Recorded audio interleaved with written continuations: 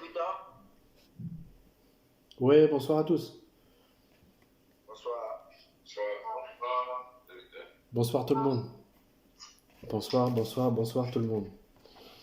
Bonsoir. Gloire à Jésus-Christ, gloire à Dieu qui permet toutes choses.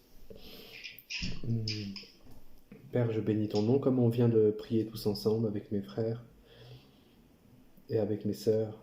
Et je te prie Seigneur d'articuler, à travers de ma bouche, d'articuler tout ce que tu as déposé en moi pour ce message, pour que ça puisse vraiment édifier, que ça puisse nous faire grandir, que ça puisse nous faire du bien, nous nourrir surtout, nous nourrir spirituellement.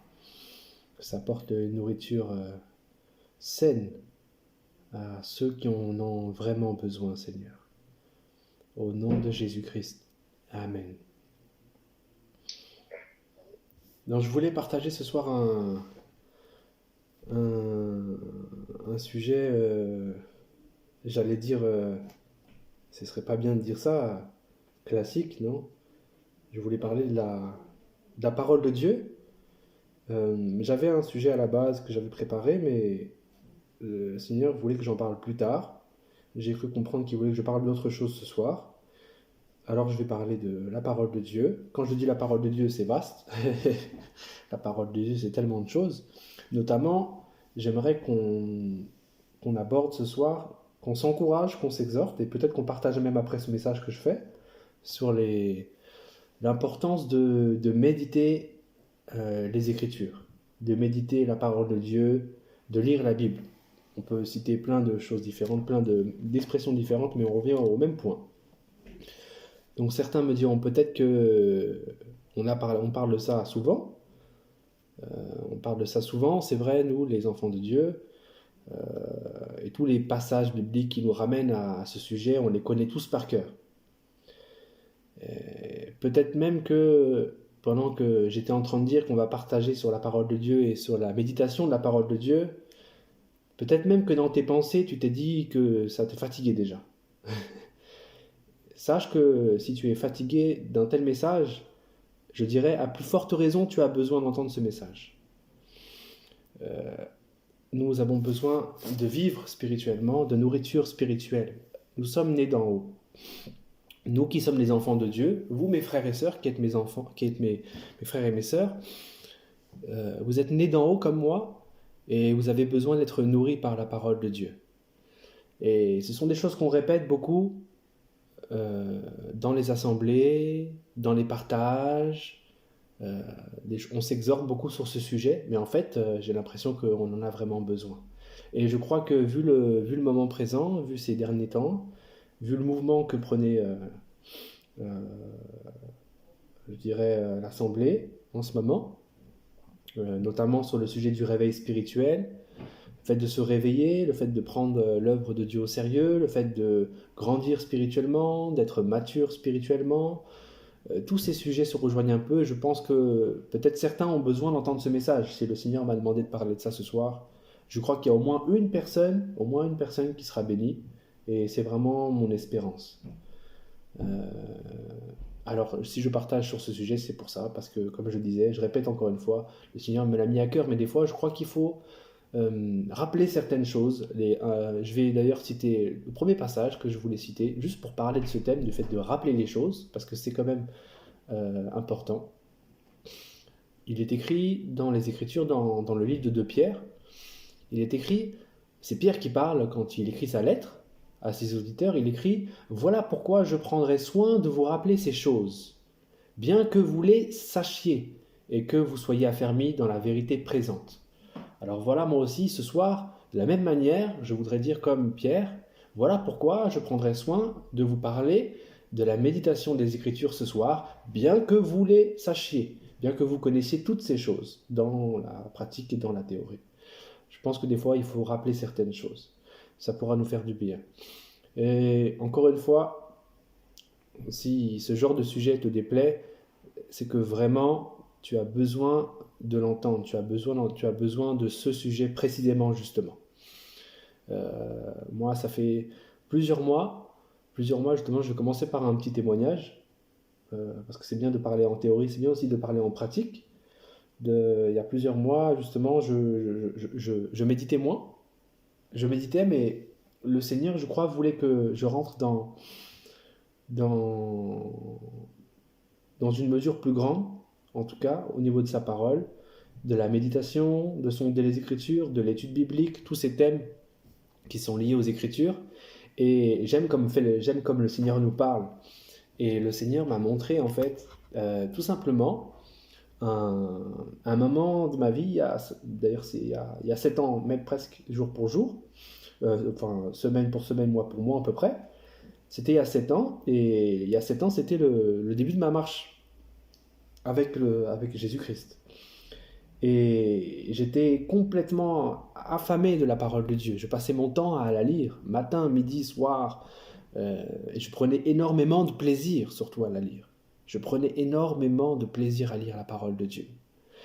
Et le Seigneur, il y a quelques mois, m'a remontré une scène, justement, qui se déroulait. J'étais de retour de vacances en Espagne. On était partis en voiture, et je rentrais de vacances en voiture. Et puis, vous savez, vous connaissez l'Île-de-France, ceux qui sont parisiens en Île-de-France. Il y a beaucoup d'embouteillages durant cette période de vacances. Et étant dans la voiture, j'avais la Bible que je découvrais. Et on était coincés dans les embouteillages. Et moi, j'étais tout au fond de la voiture avec ma Bible. Et je me souviens que j'ai jamais été aussi heureux que d'être dans un embouteillage. J'étais en train de méditer les épîtres de Pierre, Romains, Corinthiens, Éphésiens, Colossiens. Et moi, j'avais jamais lu ces livres-là. C'était la première fois que je lisais les épîtres de Pierre. J'avais déjà lu les évangiles, j'avais déjà lu Marc, Matthieu, Jean, Luc, j'avais déjà lu les évangiles à plusieurs reprises dans le passé, mais j'avais jamais lu les épîtres parce que je croyais qu'ils n'avaient pas vraiment de valeur et que c'était des écrits humains qu'on avait rajoutés. Enfin, c'était des mensonges, bien sûr, du diable que j'avais gobé dans mon passé, d'incroyant d'ailleurs. Mais là, étant né de nouveau, j'ai découvert la puissance des Écritures et je méditais ces paroles et je prenais un plaisir énorme à lire. Et j'étais tellement heureux d'être dans ces embouteillages. Je voulais que même l'embouteillage s'éternise. Ne s'éternise jamais, ne termine pas, pardon, autant pour moi, qu'il n'ait pas de fin. Je prenais vraiment, vraiment du plaisir à lire les Écritures. Pourquoi je vous dis ça? Pourquoi je vous raconte ma vie? Juste simplement pour vous dire que c'est ce que le Seigneur m'a mis il y a quelques mois à cœur. Il m'a montré cette scène, cette petite scène, où j'avais le sourire aux lèvres et je prenais du plaisir à méditer la parole. C'est comme si le Seigneur me disait, Victor, c'est ce que j'aimerais pour toi. J'aimerais que tu retrouves ce plaisir-là. J'aimerais que tu retrouves ce plaisir que tu avais à ce moment-là à méditer ma parole. Et je vous raconte cette histoire, pourquoi? Parce que ça, c'est la mienne, mais vous avez tous votre histoire. Et certainement, peut-être pendant que je vous parle, vous vous rappelez, vous, de vos départs, de vos débuts, ou d'un moment où vous preniez extrêmement du plaisir, un grand même plaisir à méditer la parole, à lire la parole, à la comprendre, à l'étudier, à la partager. Et vous avez votre moment à vous. Et j'aimerais que vous vous remémoriez simplement ce moment. Je crois que le Seigneur veut nous ramener à ces choses-là. Non pas qu'à lire la parole, mais aussi à prendre plaisir à la lire. Non pas que méditer, mais à prendre plaisir à la méditer. À prendre du plaisir à la partager. Et je crois qu'on doit revenir à ces choses-là. En tout cas, c'est ce que le Seigneur a fait il y a quelques mois. Depuis, j'ai pris vraiment la demande du Seigneur au sérieux et j'ai intensifié vraiment la lecture, la méditation et l'étude. Et je vois un grand résultat aujourd'hui dans ma vie spirituelle, notamment dans certains problèmes spirituels, dans certains, peu importe, divers problèmes de ma vie. Je vois vraiment des choses s'améliorer, notamment parce qu'en fait, je vois que je suis beaucoup plus nourri qu'avant. Et j'ai pris au sérieux ce que Dieu m'a dit, et je vois la différence. Et mon souhait, c'est que chacun ici, on ait vraiment cette vie de méditation. Je sais qu'on a tous des hauts et des bas. Je ne suis pas un modèle, c'est pour ça que je vous témoigne justement de ce moment où je prenais peut-être moins de plaisir à lire forcément la parole de Dieu. Si Dieu m'a montré un moment où j'avais du plaisir, c'est que forcément j'avais peut-être perdu ce plaisir-là. Donc c'est pas à mon honneur. Donc je ne suis pas un modèle, mais j'aimerais que tous on retrouve ce plaisir à passer du temps dans la parole de Dieu. Ça c'était pour le petit témoignage. J'aimerais qu'on lise quand même certains passages euh, qui traitent du sujet. Il y en a tellement d'ailleurs, il y a tellement de passages dans les Écritures qui parlent. Peut-être que là, pendant que je parle, il vous en vient plein à la tête, plein dans le cœur, des passages. J'en ai noté quelques-uns, il y en a tellement. En tout cas, j'aimerais qu'on commence par celui-ci, qui ne parle pas directement de la parole de Dieu, mais il va nous y amener. C'est dans Éphésiens au chapitre 5, verset 14, pour ceux qui veulent suivre, je vais lire. Il est écrit, « C'est pour cela qu'il est dit, réveille-toi, toi qui dors, relève-toi d'entre les morts, et Christ t'éclairera. » Réveille-toi, toi qui dors, relève-toi d'entre les morts, et Christ t'éclairera. C'est un passage très intéressant, parce qu'il y a beaucoup de mystères à l'intérieur, il y a aussi une explication. Il y a beaucoup de solutions dans ce passage. En fait, le Seigneur nous explique que si on se réveille, nous qui dormons, spirituellement parlant, tous ceux qui dorment, tous ceux qui s'assoupissent, tous ceux qui sont dans la torpeur spirituelle, qui baissent au niveau de leur vie spirituelle, ou qui sont vraiment endormis, peu importe à quel stade et à quel niveau, chacun se reconnaîtra à son stade. Celui qui dort doit se réveiller. Et donc, dans cette période actuelle, où on cherche à ce que chacun soit vraiment alerte et réveillé, le Seigneur nous dit que si l'on se réveille, alors il nous fait la promesse de nous éclairer. Il nous fait la promesse que le Christ, l'Esprit du Christ nous éclairera, nous apportera donc sa lumière. On sait que la lumière, c'est pas juste une ampoule. On parle de lumière, on parle de vie. Le Seigneur nous apportera sa vie si l'on se réveille. Donc, il n'est pas écrit que Christ nous réveillera et qu'il nous éclairera. Il est dit, réveille-toi, toi qui dors. Donc, c'est à nous devons nous réveiller, et étant fait, le Christ, le Seigneur, notre Maître, nous apportera sa lumière, nous éclairera. Alors, comment on fait pour se réveiller ? Beaucoup de gens prient pour le réveil, pour les réveils spirituels, le réveil spirituel personnel. Je ne pense pas que ce soit quelque chose de mauvais, quoi qu'il arrive, de prier, mais je ne pense pas que ce soit là le plus intéressant, le plus important. Il y a plusieurs instruments de réveil, notamment, c'est vrai, la prière, le jeûne, le partage, la communion fraternelle, il y a la prière en langue, il y a plusieurs types de prières. Mais je crois que le premier instrument de réveil, le plus puissant en tout cas pour moi, de ma conception, de ce que j'ai perçu avec le Seigneur dans ma marche, le plus grand instrument de réveil, c'est la parole de Dieu. C'est revenir à la parole de Dieu. Là, on a commencé à l'entendre. La première fois qu'on l'a rencontré, c'était dans la parole de Dieu. La première fois qu'on a connu Christ, c'est dans sa parole. Christ, le Seigneur, se manifeste dans sa parole, se révèle dans sa parole. C'est cette parole-là qui est si précieuse pour nous, que des fois on néglige tant, qu'on méprise tant, ou des fois qu'on lit avec tant de désinvolture ou de froideur. C'est dedans que le Seigneur, notre Dieu, celui qui nous sauve, s'est révélé à nous. Certains me diront peut-être, oui, mais non, moi, le jour où j'ai été sauvé, c'est pas par les Écritures, c'est pas en lisant les Écritures. C'est pas parce que j'étais dans la Bible, c'est quelqu'un qui, dehors dans la rue, m'a évangélisé, m'a parlé de Jésus et j'ai accepté et ma vie a changé. Je dirais d'accord, ton témoignage sans doute est vrai.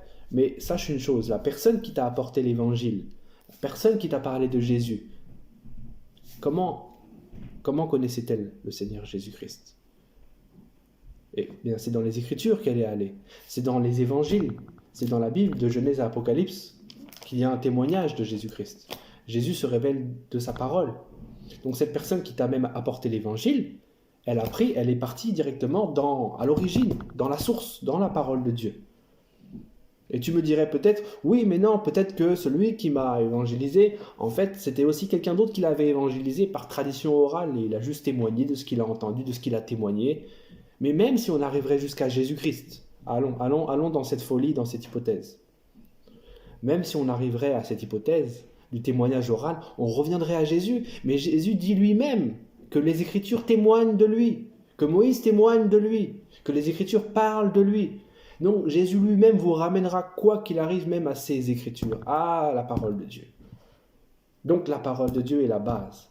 La parole de Dieu, de Genèse à Apocalypse, c'est la base de la révélation de Dieu. Dieu se révèle au travers de sa parole. Et la parole de Dieu, c'est le plus grand instrument de réveil qui soit. Il y a un passage qui nous parle de ça. Le Seigneur me l'avait donné aussi, dans cette même période. D'ailleurs, il m'avait rappelé ce souvenir dans cette voiture et en train de méditer. Je vais lire dans Romains au chapitre 10, verset 17. Il est écrit « Ainsi la foi vient de ce qu'on entend, et ce qu'on entend vient de la parole de Dieu. » Donc peut-être que toi qui écoutes ce soir ou qui écouteras ce message, tu te dis, moi, je n'ai plus la foi, ou je manque de foi, je doute, je passe une période difficile, je sens que je suis froid spirituellement, je sens que je vais moins bien, je ne sais pas comment m'y prendre, je ne sais pas comment démarrer, tu es peut-être perturbé, peut-être même que c'est plus compliqué que ça, mais peu importe. Écoute, ce passage dit, la foi vient de ce que l'on entend. Et qu'est-ce que tu dois entendre ? Et où est-ce que tu dois l'entendre ? Et ce qu'on entend, il est écrit, vient de la parole de Dieu. Donc tu dois entendre une parole de Dieu. Certains diront, oui, mais dans ce passage, quand on parle de la parole de Dieu, on ne parle pas des Écritures écrites, on parle de la révélation du Réma, etc. Oui, mais cette même révélation, elle vient des Écritures. Elle a pour source, quoi qu'il arrive, elle-même, à la Genèse. Elle a sa Genèse dans la Genèse. Elle a pour origine la parole de Dieu. Dieu sera toujours fidèle à sa parole. Et une révélation authentique de Jésus-Christ sera toujours approuvée, agréée par les Écritures, par le témoignage de la Torah, par les Écritures. Donc, la parole de Dieu, les Écritures, le livre que vous avez entre vos mains, c'est un livre précieux. Et il est précieux pour apporter le réveil spirituel. Donc, je vous conseille, vous tous, comme moi, qui voulez vous relever, ceux qui sont bien portants, alors qu'ils continuent à manger ce livre, ceux qui sont maigres, qui commencent à remanger ce livre, peu importe qui vous êtes, peu importe où vous en êtes, j'encourage chacun à aller dans ce livre et à le prendre vraiment, vraiment au sérieux. La parole de Dieu, c'est magnifique. On y trouve vraiment des trésors. C'est vraiment une nourriture. La parole de Dieu, c'est quelque chose qui nous donne de vivre. Nous, comme je disais, nous qui sommes frères et sœurs, nous venons tous de la même patrie. Nous venons tous du ciel.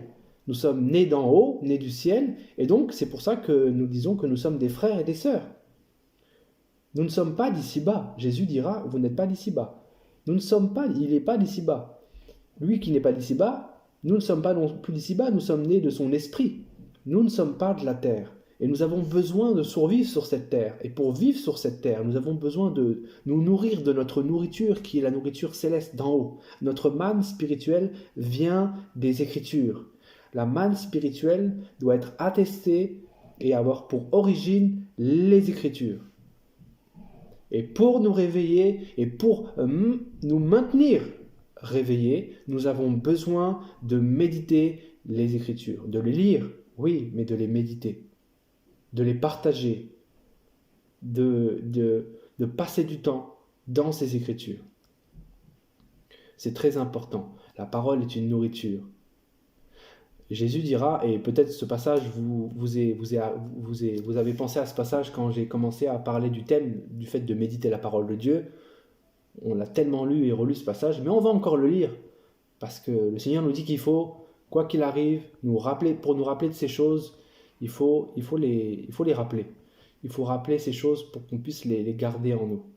L'Écriture dit dans Matthieu chapitre 4, verset 4, c'est Jésus qui répond, il est écrit, « L'homme ne vivra pas de pain seulement, mais de toute parole qui sort de la bouche de Dieu. » C'est Jésus qui répond à Satan.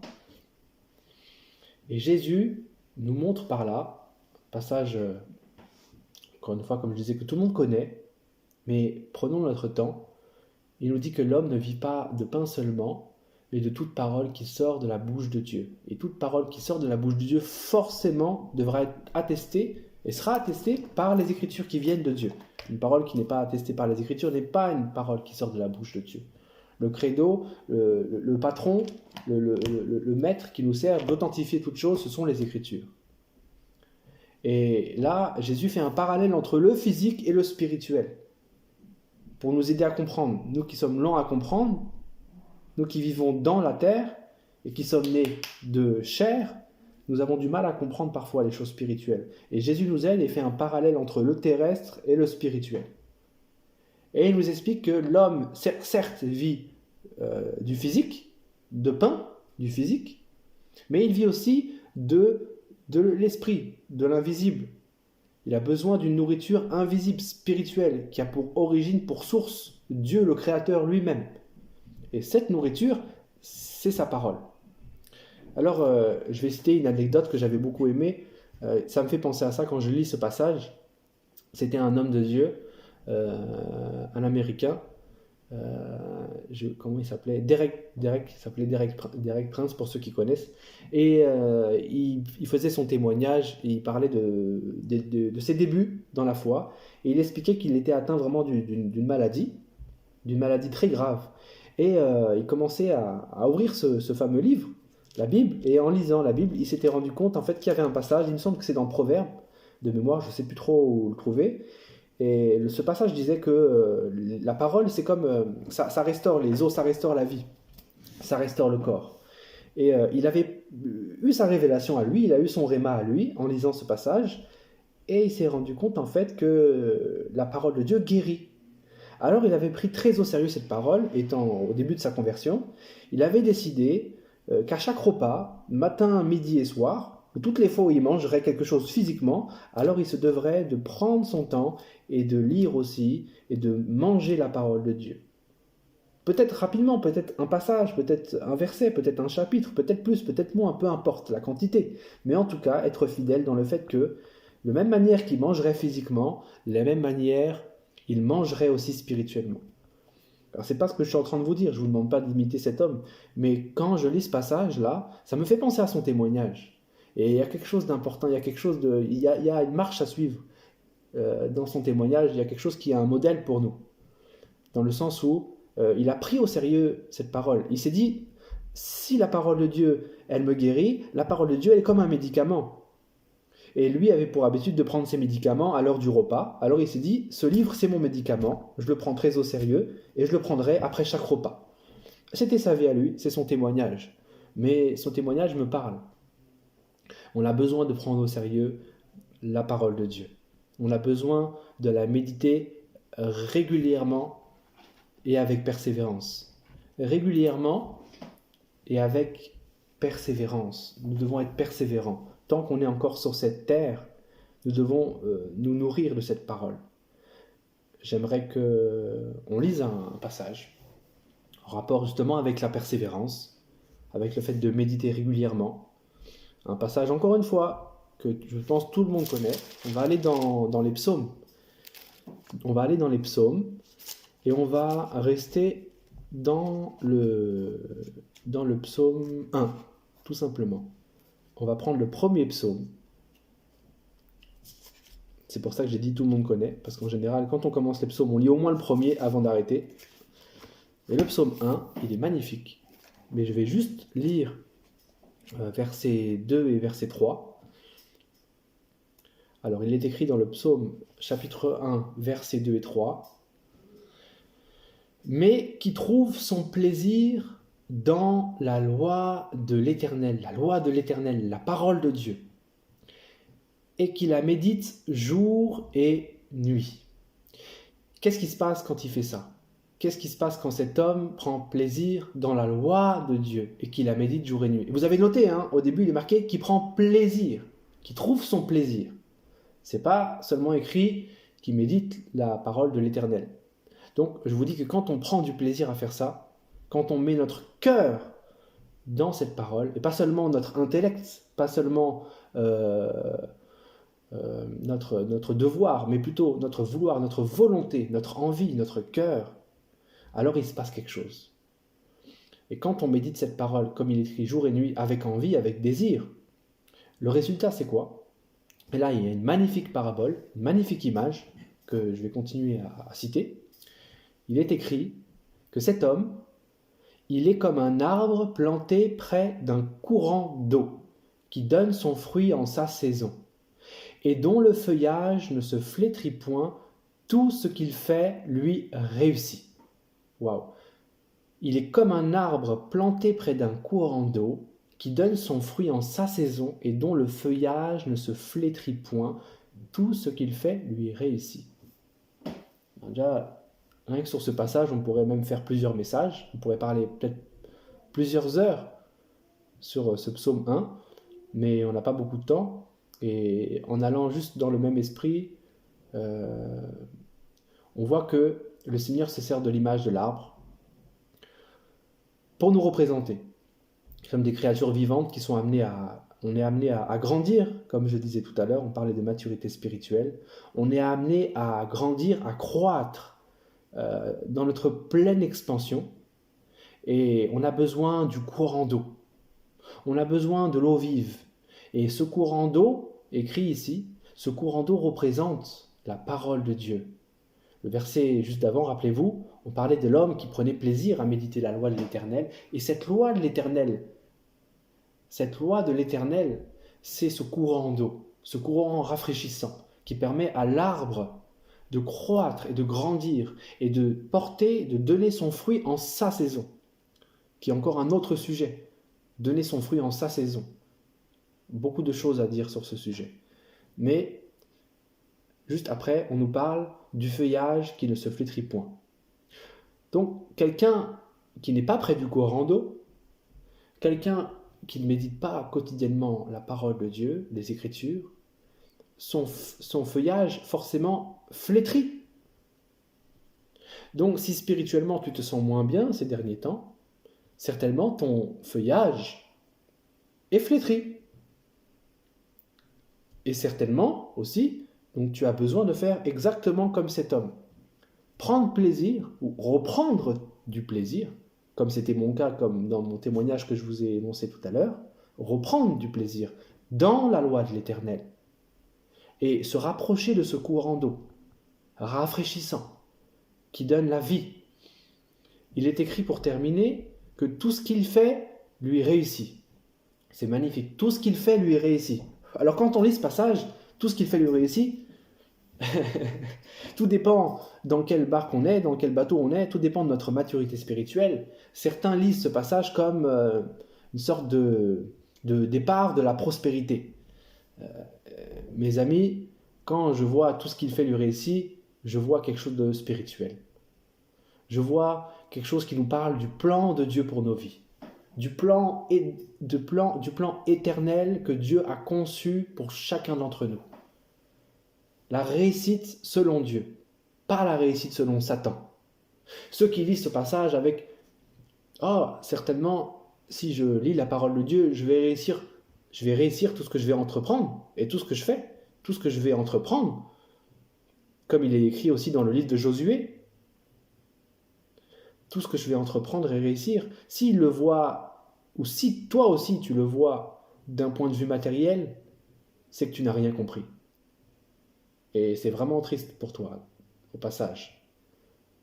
Je ne dis pas que ta réussite, selon Dieu, ne peut pas être accompagnée de bénédictions physiques et matérielles sur cette terre. Mais ce n'est pas central. Ce n'est pas l'objectif dans le cœur de Dieu pour toi. Dieu te souhaite un plan éternel. Pas un plan physique,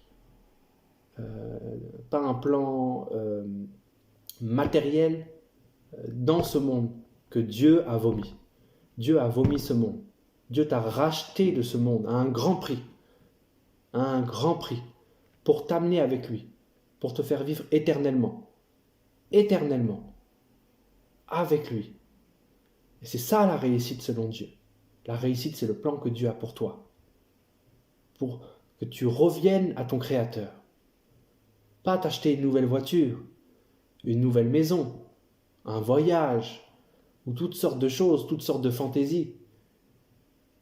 Si tu penses que c'est ça la réussite, c'est que tu t'es déjà trompé.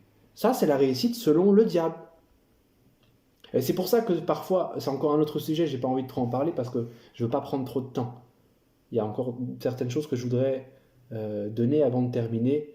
C'est pour ça que les gens qui disent « Ah, cet homme a réussi, cet homme n'a pas réussi, ah, tel a réussi », parfois je me pose la question de quoi il parle quand il parle de réussite. De quelle réussite il nous parle? Et malheureusement, j'ai l'impression que souvent, les gens, quand ils parlent de réussite, j'ai l'impression que majoritairement, ils parlent de la réussite selon le diable. La réussite selon le diable, selon l'adversaire, et non pas la réussite selon l'Éternel, selon le Créateur, selon notre Dieu.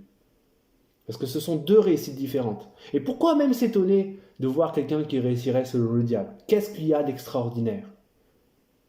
Comme le disait l'apôtre Antoine, dans un message il y a, je ne sais plus, il y a peut-être 2 ans maintenant, il est aussi simple de réussir avec le diable, il suffit juste de se mettre à genoux. Quand on reprend le passage dans Matthieu 4,4, Jésus est tenté et le diable continue à parler à Jésus et il lui explique qu'il a juste à se mettre à genoux et il aura toute la gloire du monde, toute la réussite selon le diable. La réussite selon le diable est extrêmement rapide à obtenir. Des gens qui s'extasient de voir des gens réussir. Qu'est-ce qu'il y a d'étonnant là-dedans? Mais quelqu'un qui réussit selon Dieu, il y a quelque chose de beau. Il y a quelque chose d'extraordinaire derrière. Parce qu'il y a la présence même de Dieu derrière lui. Il y a l'Esprit de Dieu qui atteste que cette réussite est authentique, selon les motifs, selon le cœur de Dieu. Et je ne voulais pas trop m'attarder sur ce point, ce n'est pas du tout le thème du message, mais c'est quand même important, le noter. Alors pourquoi je lisais aussi le psaume 1? Parce qu'on voit que le Seigneur se sert de nous comme un arbre. Qu'est-ce qu'un arbre? Un arbre, c'est quelque chose qui sort de la semence. C'est une semence qui est plantée et qui pousse en sa saison, en son temps, arrosée. Et c'est quelque chose qui va être amené à croître, à germer et à croître et à grandir. Et ce qu'il y a d'intéressant avec les végétaux, avec les arbres, les plantes, c'est que ce ne sont pas le processus de développement d'un arbre n'est pas quelque chose qui frappe à l'œil. Ça, sauf, peut-être qu'aujourd'hui, avec les futurs OGM, ils arriveront à nous faire quelque chose de différent, mais pour l'instant, ils ne sont pas encore arrivés. Et jusqu'à la preuve du contraire, l'arbre est quelque chose qui pousse lentement. Les végétaux sont des choses qui poussent lentement.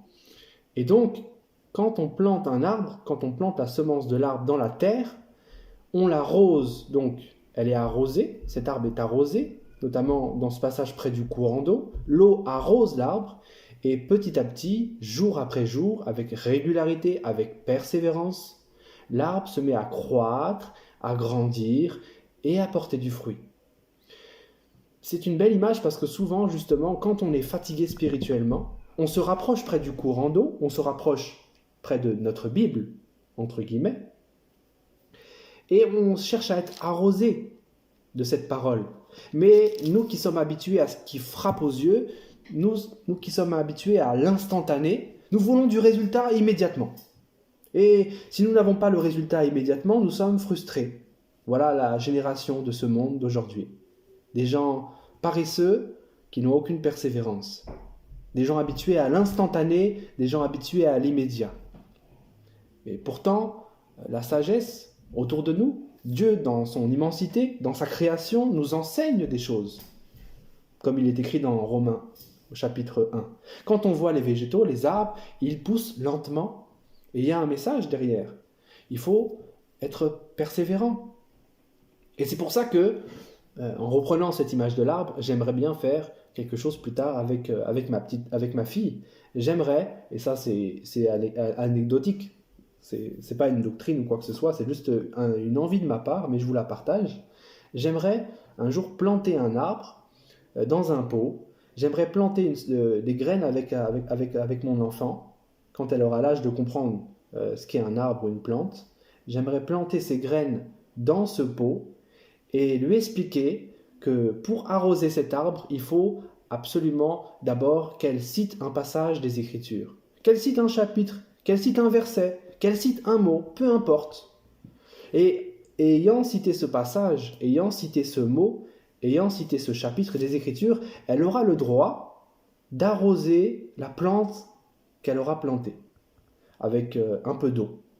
Et jour après jour, en arrosant cette plante, elle verra le résultat. Elle verra l'arbre jour après jour qui va croître. Pas instantanément, mais jour après jour. Mais elle se rendra compte aussi que si elle n'arrose pas l'arbre, donc qu'elle ne cite pas les Écritures, parce qu'elle n'aura le droit que de citer les Écritures pour arroser l'arbre, elle se rendra compte vite que si l'arbre n'est pas arrosé, l'arbre meurt. Et nous qui sommes des arbres, cette image est symbolique, physique, pour nous montrer quelque chose de spirituel. Nous avons besoin d'être arrosés quotidiennement. Nous avons besoin d'être arrosés pour garder un dépôt de vie en nous. Nous avons besoin du courant d'eau rafraîchissant. Et c'est pour ça que nous devons persévérer. Quand quelqu'un est fatigué spirituellement et qu'il se rapproche des Écritures, il ne doit pas chercher à avoir un résultat immédiat. Il doit lire avec foi, avec plaisir, et il doit lire quotidiennement jusqu'à ce qu'il voit le résultat, jusqu'à ce qu'il voit la germe pousser, jusqu'à ce qu'il voit la plante sortir de terre.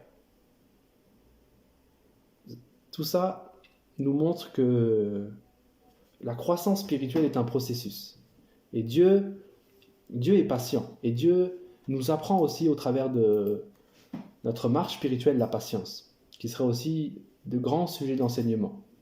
Mais je veux rester juste dans la ligne directrice de ce partage ce soir, qui est la parole de Dieu, et un encouragement à méditer et à lire la parole de Dieu quotidiennement. J'aurais aussi avant de terminer, j'aimerais faire un saut dans un autre sujet, mais en gardant cet esprit de la parole de Dieu. Je voudrais mettre en garde sur la nourriture du monde. Tout à l'heure, à l'instant, j'encourageais chacun d'entre nous, et moi le premier, à nous nourrir de la nourriture qui vient d'en haut, du ciel, qui est l'Écriture. Mais nous devons aussi nous mettre en garde contre la nourriture du monde. Parce que bien souvent, on est conscient du premier, on connaît tous ces versets que j'ai cités ce soir. On les a récités. Alors, on comprend l'importance de méditer la parole de Dieu, pour certains. On le pratique, mais en même temps, on se nourrit de la nourriture du monde. Or, ces deux nourritures ne sont pas compatibles. La nourriture du monde n'est pas compatible avec la nourriture qui vient d'en haut. La nourriture du monde, elle étouffe la parole qui vient de Dieu. Les traditions du monde, l'environnement du monde, les convoitises du monde, toutes les choses qu'on peut regarder avec nos yeux, toutes les choses qu'on peut manger avec notre bouche, toutes les choses qu'on peut sentir, voir, comprendre même, qui viennent du monde, dans une certaine mesure, elles sont comme une nourriture. Et ça, des fois, nous avons bien du mal à le comprendre. Ou à un certain degré, à un certain âge spirituel, nous ne percevons pas du tout ces choses. Et pour parler de ce sujet, j'aimerais qu'on aille dans le livre de Genèse. Ces derniers temps, je suis en train de méditer le livre de Genèse, qui est vraiment magnifique, c'est fabuleux. Je redécouvre justement avec plaisir ce livre. Et dans Genèse, j'ai découvert une parabole que certains, sans doute, ont découvert bien avant moi. Et j'aimerais la partager pour peut-être ceux qui n'ont pas vu le message qui s'y trouve. Alors, on va ouvrir Genèse au chapitre 8. Au chapitre 8, à partir du verset 5. 5 à 13. Je vais lire de 5 à 13. Dans le contexte, pour certains, ceux qui n'auraient pas lu juste avant, ou pour remettre aussi dans le contexte, pour rafraîchir la mémoire à certains, le déluge le déluge est apparu sur terre, Noé est dans l'arche qu'il a bâtie lui-même avec sa famille, avec les animaux, et le niveau de l'eau commence à diminuer, l'arche va commencer à toucher terre, et Noé, pour tester le niveau d'eau, on va envoyer des oiseaux. Et c'est là que ça devient intéressant. Donc je vais lire à partir du verset 5. Il est écrit, « Les eaux allèrent en diminuant jusqu'au 10e mois. Le 10e mois, le premier jour du mois, apparurent les sommets des montagnes. Au bout de 40 jours, Noé ouvrit la fenêtre qu'il avait faite à l'arche. Il lâcha le corbeau qui sortit partant et revenant jusqu'à ce que les eaux eussent séché sur la terre. Il lâcha aussi la colombe pour voir si les eaux avaient diminué à la surface de la terre. Mais la colombe ne trouva aucun lieu pour poser la plante de son pied, et elle revint à lui dans l'arche, car il y avait des eaux à la surface de toute la terre. Il avança la main, la prit et la fit rentrer auprès de lui dans l'arche. Il attendit encore 7 autres jours, et il lâcha de nouveau la colombe hors de l'arche. La colombe revint à lui sur le soir, et voici une feuille d'olivier arrachée était dans son bec. Noé connut ainsi que les eaux avaient diminué sur la terre. Il attendit encore 7 autres jours, et il lâcha la colombe, mais elle ne revint plus à lui.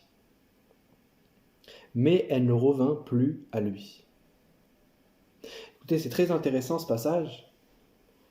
On voit Noé qui se sert de 2 oiseaux différents, la colombe et le corbeau.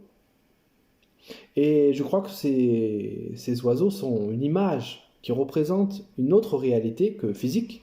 Dieu ne fait rien au hasard. Dans cette arche, il y avait beaucoup d'animaux, beaucoup d'oiseaux, beaucoup d'animaux. Mais on voit juste ici 2 animaux qui rentrent en jeu.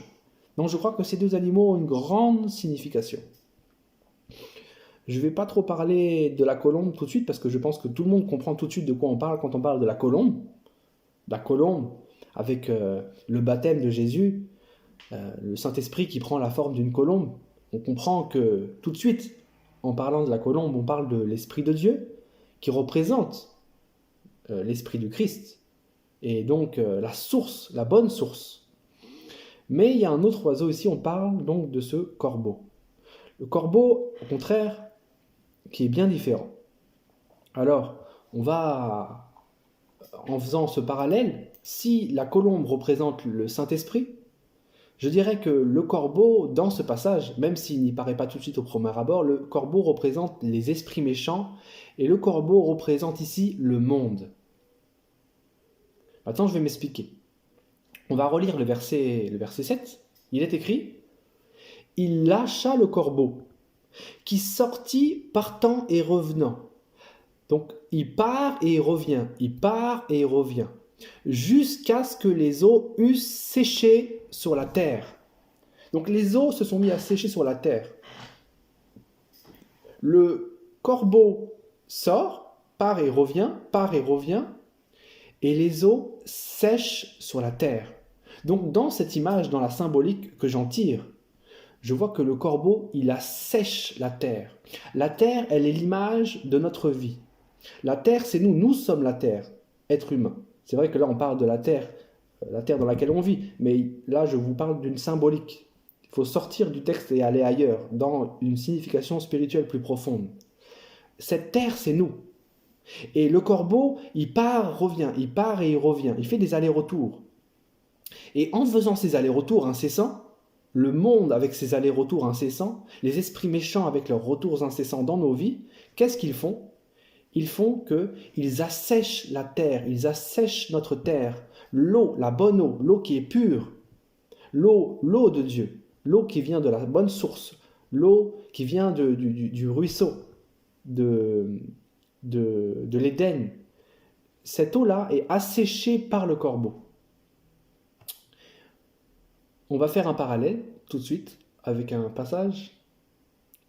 Je vais le lire sans aller dans la Bible directement. Je vous lis juste dans 1 Roi, au chapitre 17, le verset 6 à 7. Juste pour le contexte, il s'agit d'Élie. Et on sait que Élie, à un moment donné, était coincé, était en fuite, et il s'est caché dans la nature. Dieu l'a caché, Dieu l'a protégé, et Dieu l'a nourri de pain. Et ce passage est très intéressant parce qu'on reparle du corbeau.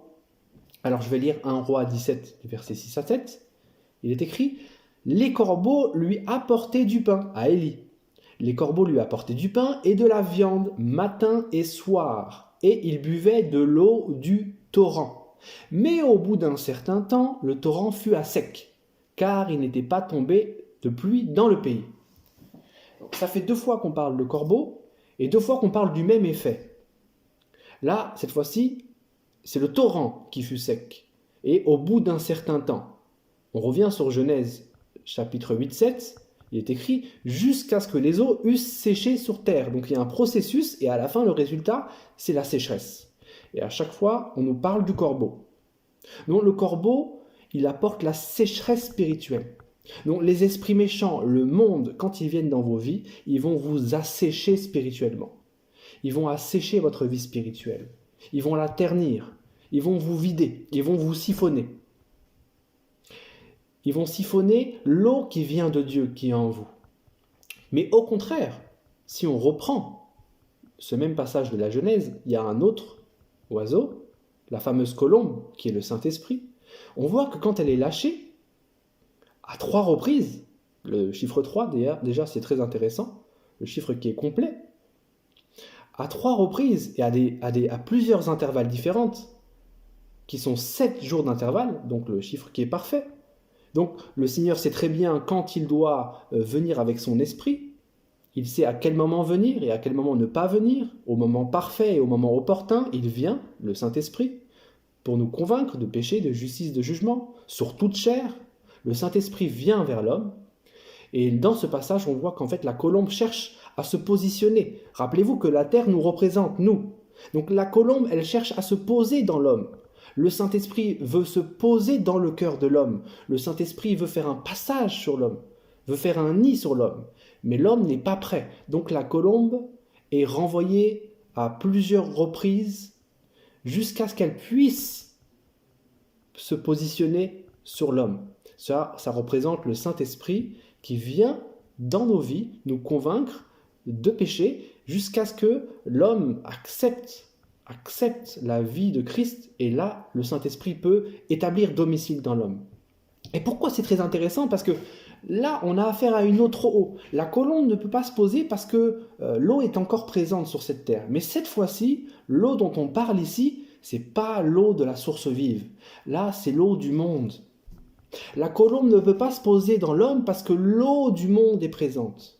L'eau qui est impure est présente. L'eau n'est pas pure. Et cette eau qui est impure, qui représente aussi l'eau de ce monde, empêche le Saint-Esprit de se placer dans le cœur de l'homme. Donc la colombe à plusieurs reprises est renvoyée, espérant trouver domicile. Mais l'eau est encore présente, et le jour où l'eau du monde descend, la colombe, l'Esprit de Dieu, peut se placer dans le cœur de l'homme et établir domicile dans le cœur de l'homme. Donc on parle de 2 oiseaux et on parle de 2 eaux différentes. Dans Apocalypse, chapitre 12, verset 15, je vais lire un passage qui traite de cette eau dont on parle. Il est écrit « Alors le serpent vomit de sa gueule comme un fleuve d'eau derrière la femme, afin qu'elle soit entraînée par le courant. » Ce fleuve, c'est l'eau du monde. C'est une eau impie, c'est une eau impure qui sort de la gueule, de la bouche du serpent. Cette eau-là, c'est l'eau qui empêche la colombe d'établir domicile dans l'homme.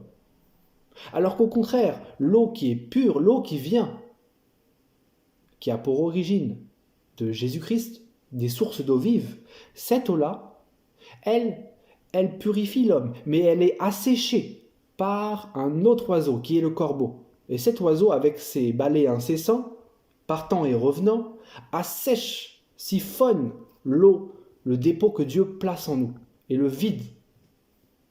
Donc c'est très intéressant ce passage, parce qu'on voit 2 oiseaux et 2 rapports et 2 effets différents sur l'homme. Et pourquoi je vous parlais de tout ça en vous parlant de la parole de Dieu? Parce que justement, Je parlais de la nourriture qui vient des Écritures, mais j'ai parlé aussi de la mise en garde de la nourriture qui vient du monde. Et ce corbeau, avec ses allers et retours dans nos vies, ces esprits méchants qui viennent et qui partent, nous amènent en fait une autre eau, l'eau du monde, une eau qui en fait nous souille, qui souille nos vies, qui souille nos cœurs et qui empêche le Saint-Esprit d'établir domicile, qui empêche le Saint-Esprit de demeurer auprès de nous. Et la nourriture du monde, encore une fois, ça peut être beaucoup de choses.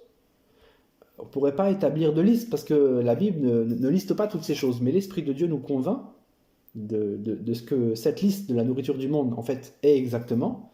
Ça peut être une activité, ça peut être une possession, un objet, ça peut être une musique, ça peut être une idée, ça peut être tellement de choses. La nourriture du monde est vaste et variée. Il y a pour tous les goûts, pour toutes les saveurs. La nourriture du monde est vraiment variée. Il y a un grand panel de possibilités de choix. Et c'est pour ça d'ailleurs qu'on l'appelle la nourriture du monde. Elle est aguicheuse, elle nous attire, elle attire nos sens. De la même manière, cette nourriture du monde, en fait, elle nous étouffe. Rappelez-vous, avec Élie, on va reprendre le même passage. Élie est nourri. Les corbeaux apportent la nourriture. Il est écrit, les corbeaux lui apportaient du pain et de la viande matin et soir. Donc la nourriture du corbeau, voilà la nourriture du corbeau. La nourriture du corbeau, c'est la nourriture du monde. Le corbeau, les esprits méchants apportent leur nourriture matin et soir, et le résultat c'est quoi? C'est, au bout d'un certain temps, le torrent fut sec. Donc quand le corbeau apporte sa nourriture, il siphonne, il vide le dépôt que Dieu avait placé en nous. Et c'est pour ça qu'en plus de méditer la parole de Dieu, de prendre du temps régulièrement, il faut être alerte et faire attention à l'autre nourriture, à la nourriture du monde. Et ne pas manger cette nourriture. Parce que cette nourriture, elle va assécher le dépôt. Elle va assécher l'eau. L'eau qui vient du Seigneur. Le Seigneur nous parle de cette nourriture. De cette eau, pardon. L'eau qui vient de Dieu, c'est l'eau qui vient du Christ. Celui qui boira de l'eau que je lui donnerai n'aura jamais soif. Et l'eau que je lui donnerai deviendra en lui une source d'eau qui jaillira jusqu'à dans la vie éternelle. Ça, c'est l'eau de Dieu. C'est l'eau dont nous avons besoin. C'est le courant d'eau dont on parle quand on parle de l'arbre qui croît près du courant d'eau. Le courant d'eau, c'est Christ. On parle de ce courant d'eau dans tellement d'endroits.